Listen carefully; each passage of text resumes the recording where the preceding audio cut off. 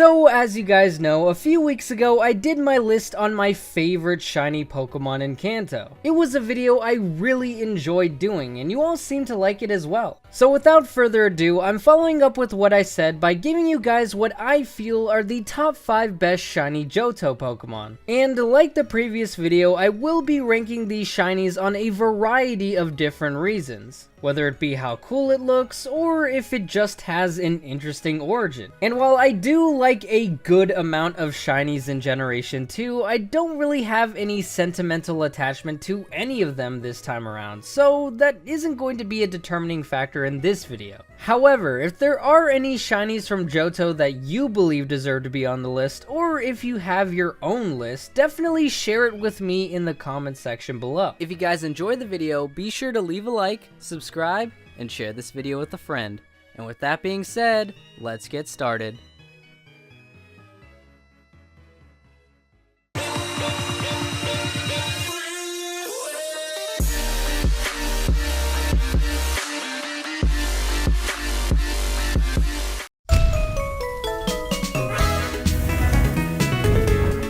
First up on this list, we have the coral Pokemon Corsola. Now, there really isn't anything too special about Corsola other than the fact that I just like it. It's very adorable, and that is amplified even further by its shiny variation. It goes from a nice light pink to an even lighter blue. I think the reason I like this change so much might come from the fact that I normally just dislike pink Pokemon, although in Corsola's case, I don't really mind it. However, it also reminds me of something sweet, like bubblegum or cotton candy or something like that. I know that's kind of an odd comparison to make considering it's a coral, but that's my reasoning and I stand firmly on it. Aside from that though, I tried to do some digging to see if there was any possible origin for its color palette change, and I think I may have actually found something. Now, while Corsola has more physical traits shared with red coral, it's likely that it also shares some traits with another species of coral called the Octocoralia. And lo and behold, among the other species of Octocoralia happens to be an endangered kind called the blue coral. It just goes to show that Game Freak really does put a lot of thought into their shiny origins, and that's something I really appreciate. So yes, while Corsola isn't quite my favorite shiny from Gen 2, it's still pretty solid, and that's why it's on the list.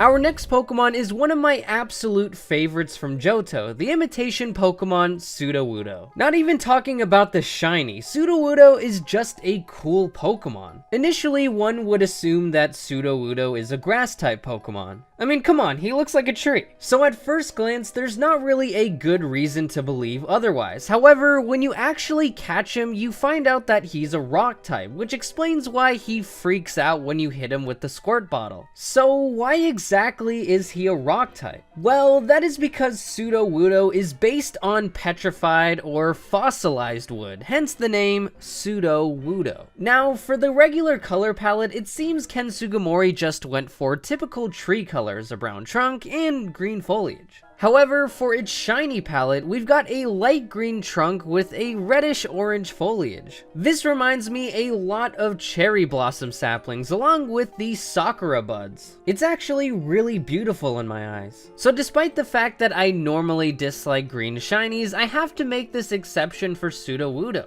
It just looks too nice, and I really do believe that it deserved the number 4 spot on my list.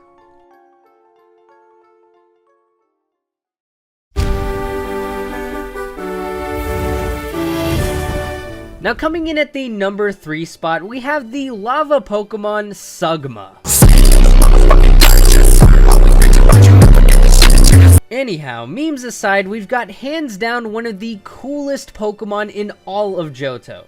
Slugma. I mean, really, what do I need to say about this boy? It's a lava slug. That's a classic Pokemon concept right there. Now you might be wondering why I would only have Slugma instead of Magcargo, and the answer is really simple and kind of repetitive too. I do not like pink shinies. I mean, seriously, they took this pretty decent snail Pokemon and went from lava to lava lamp. It's just so disappointing in my opinion, especially considering its pre-evolution has such a badass shiny. It's a really sleek ashy gray color, which to me kind of looks like liquid metal, as well as cooled magma, which the latter is probably what they were going for. And while that's very cool by itself, it actually ties into the game's lore too, that suggests that if it stops moving, its body will get too cold and harden. So who knows, perhaps when a player runs into a shiny Slugma, you can just think of it as a slow and sleepy one. So while Magcargo kind of falls flat for me personally, I can at least be satisfied with the fantastic shiny that is Slugma.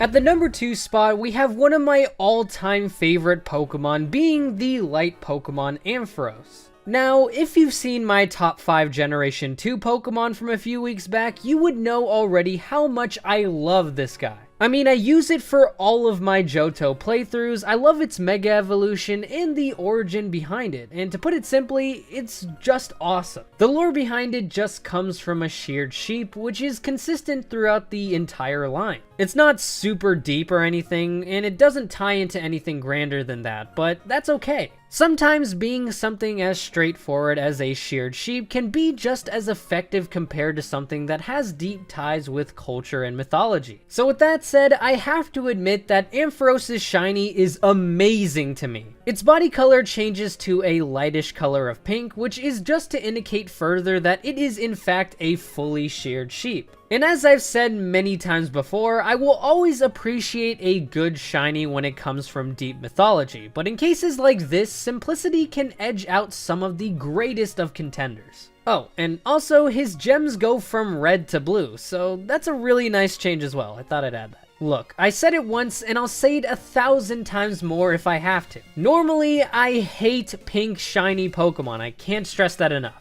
But Ampharos has to be another exception to that rule. However, I still think there's one more Pokemon that is slightly better than it.